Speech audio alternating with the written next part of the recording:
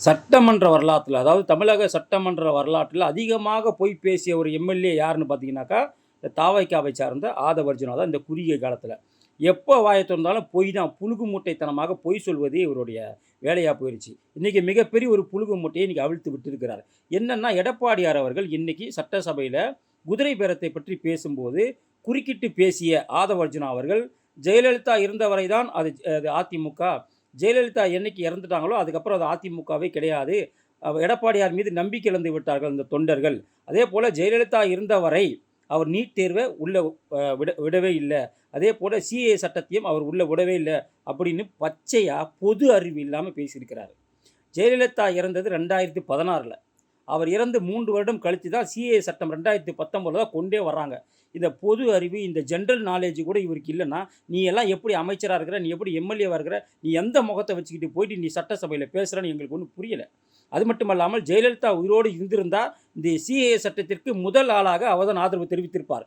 ஏனென்றால் இந்த சிஏஏ சட்டம் இந்தியாவின் இறையாண்மைக்கு எவ்வளவு பாதுகாப்பானது என்பது ஒவ்வொரு தேச பக்தனுக்கும் தெரியும். உனக்கு தேசபக்தினா என்னன்னு தெரியாது. உனக்கு லாட்டரி மட்டும் தான் தெரியும்.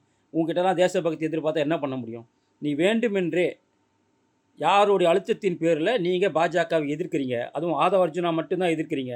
தயவுசெய்து உங்கள் நிலைப்பாட்டை மாற்றிக்கொள்ள வேண்டும். அப்படி இல்லை என்று சொன்னால் அதற்கான விளைவுகளை கட்டாயமாக நீங்கள் சந்திக்க நேரிடும். தமிழக பாஜகவின் எதிர்ப்பு மிக தீவிரமாக அமையும் என்பதை தெரிவித்துக் கொள்கிறோம்.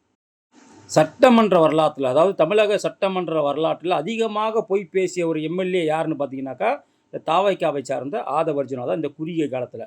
எப்போ வாய திறந்தாலும் பொய் தான். புழுகு மூட்டைத்தனமாக பொய் சொல்வதே இவருடைய வேலையா போயிருச்சு. இன்னைக்கு மிகப்பெரிய ஒரு புழுகு மூட்டையை இன்னைக்கு அவிழ்த்து விட்டிருக்கிறார். என்னன்னா, எடப்பாடியார் அவர்கள் இன்னைக்கு சட்டசபையில குதிரை பேரத்தை பற்றி பேசும்போது, குறுக்கிட்டு பேசிய ஆதவர்ஜுனா அவர்கள், ஜெயலலிதா இருந்தவரை தான் அது அதிமுக. ஜெயலலிதா என்னைக்கு இறந்துட்டாங்களோ, அதுக்கப்புறம் அது அதிமுகவே கிடையாது.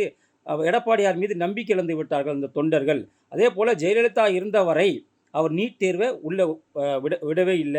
அதேபோல சிஏஏ சட்டத்தையும் அவர் உள்ள விடவே இல்ல. அப்படின்னு பச்சையா பொது அறிவு இல்லாம பேசியிருக்கிறாரு. ஜெயலலிதா இறந்தது 2016ல.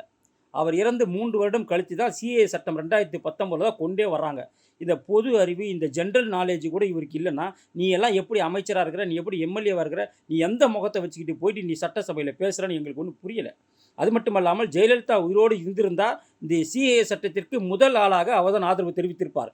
ஏனென்றால் இந்த சிஏஏ சட்டம் இந்தியாவின் இறையாண்மைக்கு எவ்வளவு பாதுகாப்பானது என்பது ஒவ்வொரு தேச பக்தனுக்கும் தெரியும். உனக்கு தேசபக்தினா என்னன்னு தெரியாது. உனக்கு லாட்டரி மட்டும் தான் தெரியும்.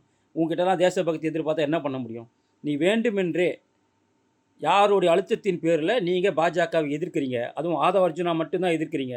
தயவுசெய்து உங்கள் நிலைப்பாட்டை மாற்றிக்கொள்ள வேண்டும். அப்படி இல்லை என்று சொன்னால் அதற்கான விளைவுகளை கட்டாயமாக நீங்கள் சந்திக்க நேரிடும். தமிழக பாஜகவின் எதிர்ப்பு மிக தீவிரமாக அமையும் என்பதை தெரிவித்துக் கொள்கிறோம்.